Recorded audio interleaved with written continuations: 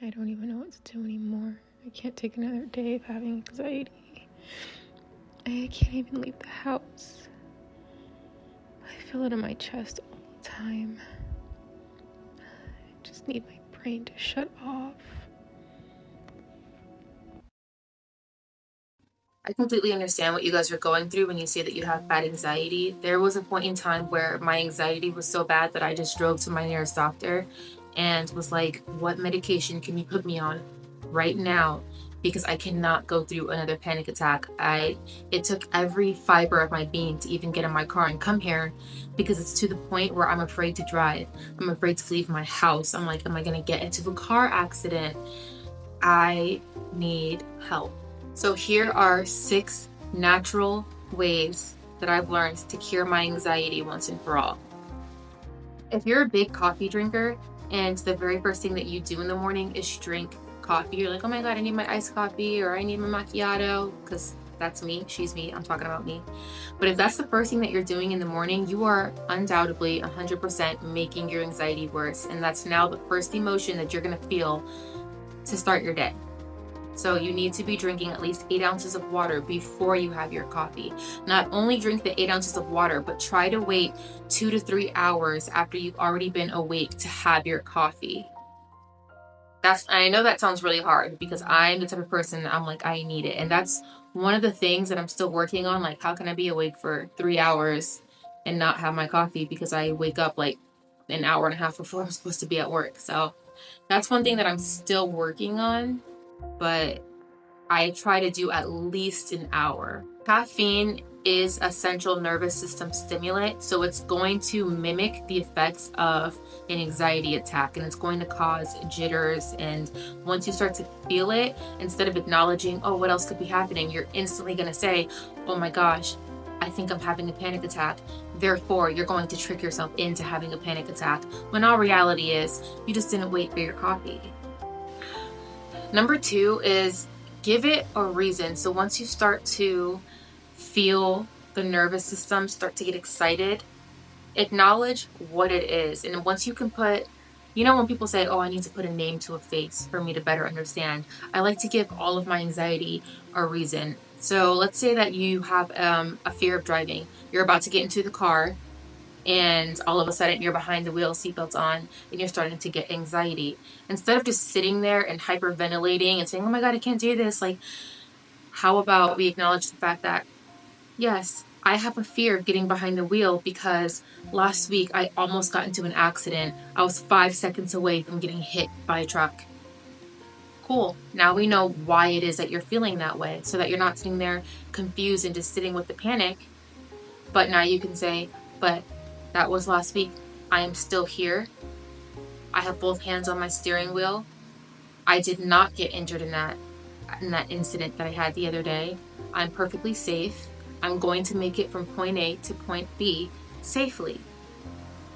If you get anxiety every single time that a man gets too close to you, you can acknowledge the fact that, yes, there was somebody who was unsafe in my life and who did probably put me in harm's way. But I know that's where this is stemming from. But I'm here. I'm safe. I have all my limbs intact.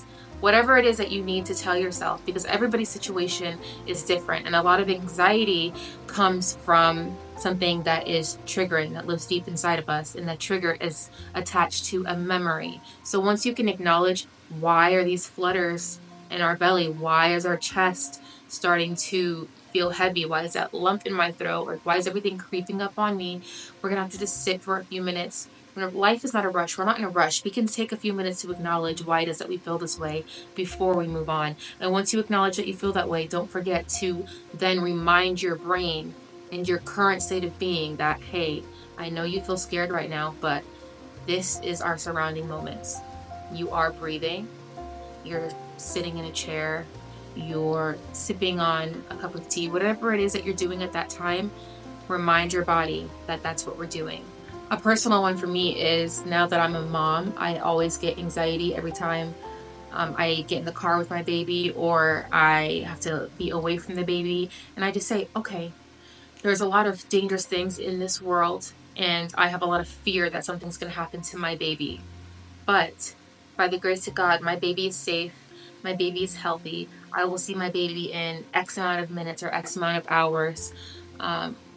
Things such as that. That's what I have to tell myself every single day. That's the main thing that causes anxiety for me. That leads us into number 3. Literally 3. The 3-3-3 rule. 3 things I can see, 3 things I can touch, 3 things I can feel. So basically ground yourself, because I know a lot of people, when they have anxiety, it almost feels like they're floating or having an outer body experience depending on how severe the anxiety is. So the 3-3-3 rule always comes in handy.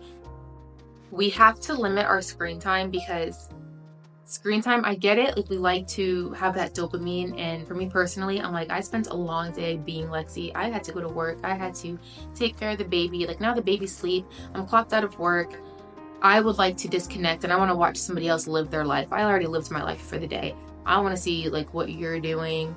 I want to have to watch you go to work now, or I want to watch your relationship problems. I don't want to deal with mine. But the problem is the blue light effect. The blue light effect is from literally our screen, and it's stimulating our brain, and it has long-term and short-term effects, and it's going to impair our concentration, and it's going to make us more depressed when our dopamine starts to come down. I always mispronounce this word, and I'm probably going to mispronounce it. If needed, and this is something that I do every now and again, I like to take ashwagandha. Here are the ones that I take. You can see. Ashwagandha. Why didn't I just read it? Ashwagandha. I like it because it's natural. I didn't want to go to the doctor and be like, can I have another prescription for my meds? Like, I was prescribed them, but I never actually started taking them in my actual adulthood. I did want to try natural things, but ashwagandha helps lower our cortisol levels. But the thing about this is that if you're going to take it for 4 weeks on and then 2 weeks off. And because once you lower your cortisol levels so much, it's almost like you're going to be a zombie. And it did really help, because I was starting a new job and all these different changes were happening to me. And I was tired of, like, every time my baby's out at my side, like, I don't want to have these panic attacks. So I was like, I just need a chill pill, literally a chill pill. That's what this is. And I feel like it just helps me have like a smooth day. I take it every other day.